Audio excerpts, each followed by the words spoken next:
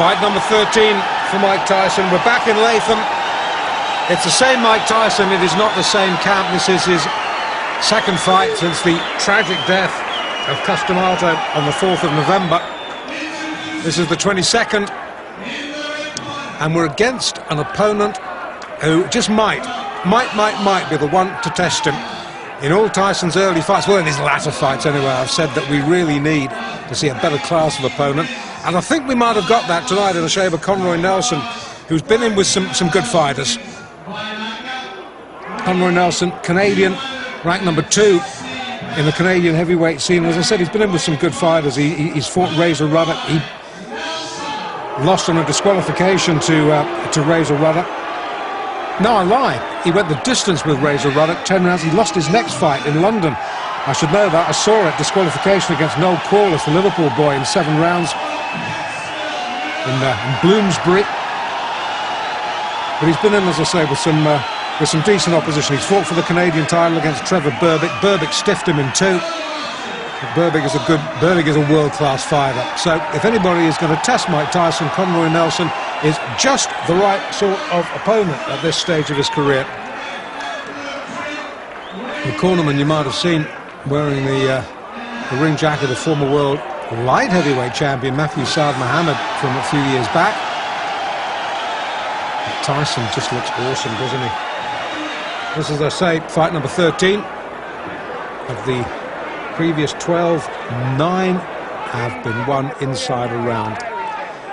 In fact, I was there when he was stretched by Don Halpin, 4 rounds in his 3rd fight. So here we go then, round 1. Both boys in white. Tyson with the red trim, and Nelson with the black. Nelson, as I say, will try, has to use his height and reach to just keep Tyson at bay. Try and draw the sting for the first 2 or 3 rounds, because we know how dangerous Tyson can be early on. And Nelson on his bike early, guard held high, peekaboo style.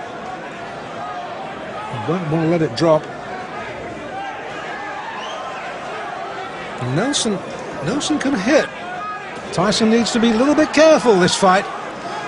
He's been able to get away with liberties in 1 or 2 of his early fights because he has known his opponents cannot hurt him. This is not the case in this fight.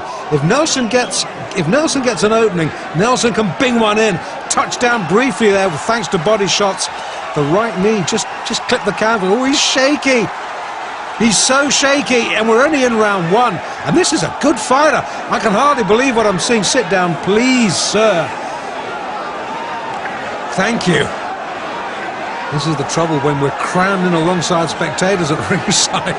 Somebody gets excited and stands up in front of the camera. We can't see. More importantly, you can't see. Tyson can see. Tyson likes what he's seeing.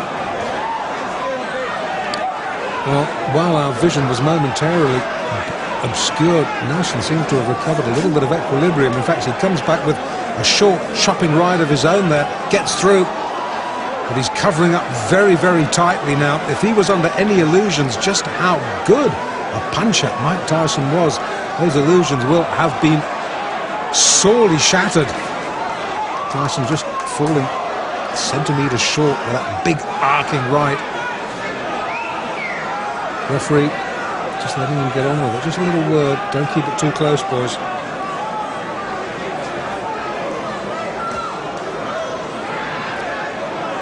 Well, Nelson, after a real alarming wobble midway through, might be getting through this first round, but he doesn't look convincing, has he? Tries to come back with a spearing lift of his own, but Tyson, left uppercut, gets through. And once again, Nelson looks a little bit confused, dazed and confused. That term might have been coined for Conroy Nelson tonight. In Latham, hard to think that Tyson, I watched his pro debut, it's 6th of March, it's what, 22nd of November now. Boy, is he coming on, and boy, is he making an impact in the heavyweight division. Nelson hurt, needs a breather. I think that punch might have been a little bit low. The referee allowing Nelson just a moment or 2 to recover himself. Gets clipped with a left on the belt. And somehow, well, the ref comes over, says, just keep your punches up. Kevin Rooney tries to wave him off. The referee says, I'm in charge here.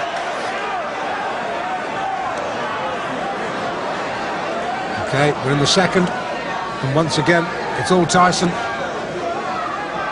And Nelson, who was in deep trouble, is in deeper trouble as the left hook, which is fast becoming a Tyson trademark, sends him down.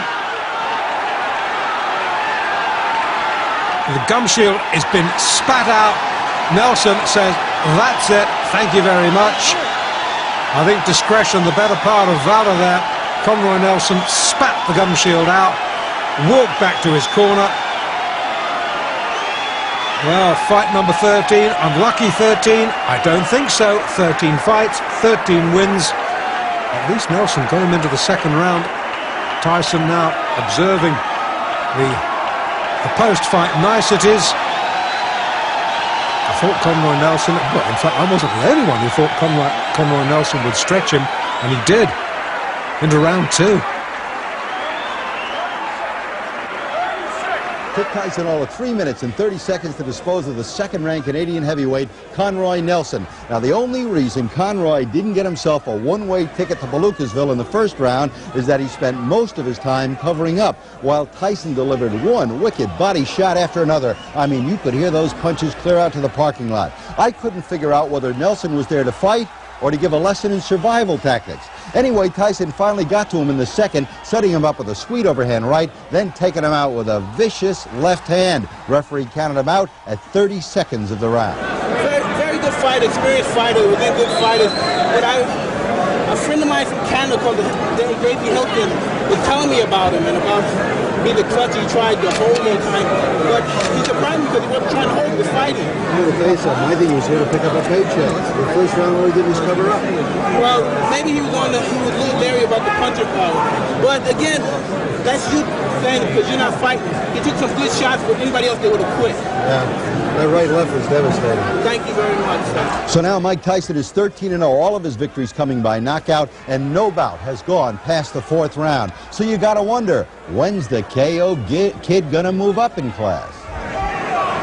If everything goes the way it's been going, I'd put Mike in the ring in about June or July against somebody in the top 10. But you must remember, once you break into the top 10, you can't go backwards. You can't beat somebody in the top 10 and go back and fight, you know, 8-round fights.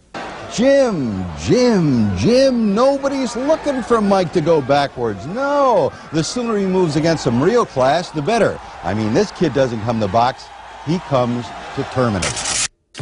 Tyson's rare talent had grabbed the attention of the boxing world and was drawing in the crowds. Yet at this stage, not one of his fights had been televised nationally across the U.S. More of Mike's early fights coming up in the next Tyson Raw and Uncut. Mike Tyson! I believe he will be the youngest heavyweight champion of all time.